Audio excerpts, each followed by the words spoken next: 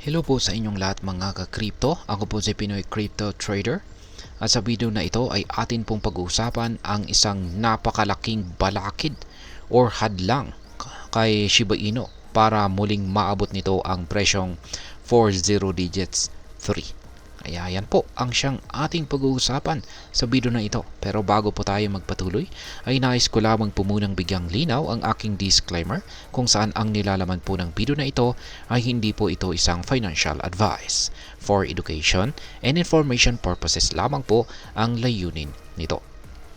Ngayon, umpisan po natin sa kasalukuyang kalagayan ni Shiba Inu ngayon. Si Shiba Inu ay nakaharap po ngayon sa masalimuot na hamon dahil sa bearish phase na umiiral po sa buong crypto market. Ibig sabihin, maraming cryptocurrencies kabilang si SHIB ang bumagsak ang halaga nito nitong mga nakaraang linggo. Mula po sa peak nito noong unang bahagi ng December, si SHIB ay bumagsak po ng higit sa 37%. Sa kabila nito, nanatili itong matatag sa itaas ng presyong 40 digits 2 na price range. Subalit, nitong Pasko ay sinubukan po ni SHIB na maabot ang presyong 40 digits 25, ngunit bigo po ito. Dahil dito ay bumagsak pa ang presyo nito ng mahigit 8% kinabukasan. At yan po ay noong December 26. Ngayon ay ano po ang ibig sabihin ng supply wall? Yan, at bakit ito mahalaga? Ang supply wall ay tumutukoy sa dami po ng token na hawak ng maraming investors sa isang particular na price range. Sa madaling salita ay kapag marami pong nagbebenta ng SHIB sa presyong ito, nahihirapan po itong umangat. Yan, kaya para kay SHIB, ang una nitong supply wall ay nasa pagitan po ng presyong 40 digits 23 at saka 40 digits 24.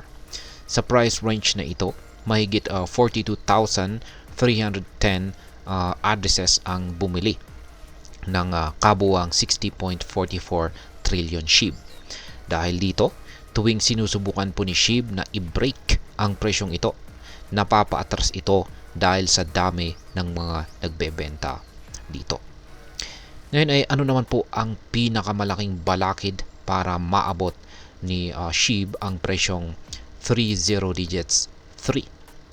Yan, bukod po sa mas maliit na supply wall, meron pang mas malaking balakid sa pagitan po ng presyong 40 digits 24 hanggang 40 digits 3. Ayan, sa price range na ito, mahigit 208,010 addresses ang bumili ng napakalaking 70.35 trillion SHIB. Dahil po sa dami ng token at saka investor sa price range na ito, nagiging matindi ang resistance na siyang humahadlang kay SHIB na maabot ang presyong 40 digits 3. Nito pong December 8, tumaas si SHIB sa presyong 40 digits 33.43. Ngunit agad din itong bumagsak ng 15.30% kinabukasan dahil sa resistance na ito. Kahit ilang beses na itong nagtangkang maabot ang presyong 40 digits 3, ay hindi pa rin ito nagtatagumpay. Ngayon ay paano po nakakaapekto ang mga bears sa presyuhan ni SHIB? Sa kasalukuyan ay kontrolado po ng mga bears ang market ni SHIB. Ang mga bears ay tumutukoy po ito sa mga investors na nagbebenta ng kanilang assets dahil naniniwala silang babagsak pa ang presyo.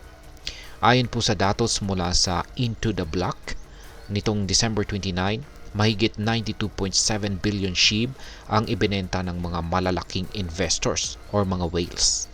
Sumunod na araw ay nadagdagan pa ito ng 133.98 billion. Ang ganitong malaking bentahan ay nagdudulot po ng karagdagang pressure na nagpapababa sa presyo ni SHIB.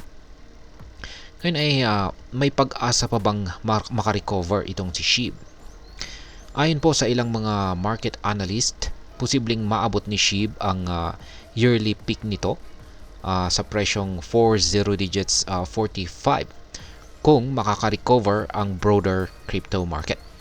Ngunit kinakailangan munang ma-break or mabasag ni SHIB ang presyong 40 digits 3 kung saan ay nagsisilbing supply wall nito upang magkaroon ito ng malinaw na daan pataas.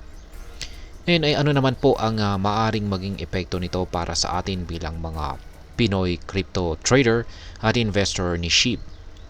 Yan, para sa atin ay dapat po nating maunawaan na si Shiba Inu tulad din ng ibang mga crypto ay volatile o pabago-bago ang kanyang presyo. Kung plano po nating mag-invest kay SHIB ay mahalagang pag-aralan po muna natin ang market trends at ang mga resistance levels tulad po ng supply wall nito. Wag po tayong masyadong magmadali at magpadala sa hype. Ang tamang diskarte ay ang pag-invest ng pera na kaya nating mawala at ang pagkakaroon ng long-term na pananaw. Kung handa po tayong maghintay at magtiwala sa potensyal ni SHIB, maaaring makakita po tayo ng mga oportunidad kahit sa gitna ng bearish market. Ngayon ay ano naman po ang aking masasabi tungkol dito? Si Shiba Inu ay nananatiling isang interesting na cryptocurrency na patuloy po na sinusubaybayan ng marami. Gayunpaman, ang presensya ng malalaking supply walls ay nagpapakita po ng realidad sa crypto market. Ito po ay hindi palaging mabilis ang pag-angat ng presyo. Malagang ang pagiging maingat at ang pagkakaroon po ng malalim na kaalaman sa market. Tandaan, ang crypto investment ay hindi lamang po tungkol sa swerte. Ito rin po ay tungkol sa tamang impormasyon, diskarte at saka tiyaga. At ayan, hanggang dito na lamang po tayo sa video na ito mga ka-crypto. Sana po ay inyong nagustuhan ang aking paliwanag sa video na ito. Kung inyo po itong nagustuhan, pag-click lamang po ang like button nito. Marami pong salamat sa panonood. Ingat po tayo lagi at God bless po sa ating lahat.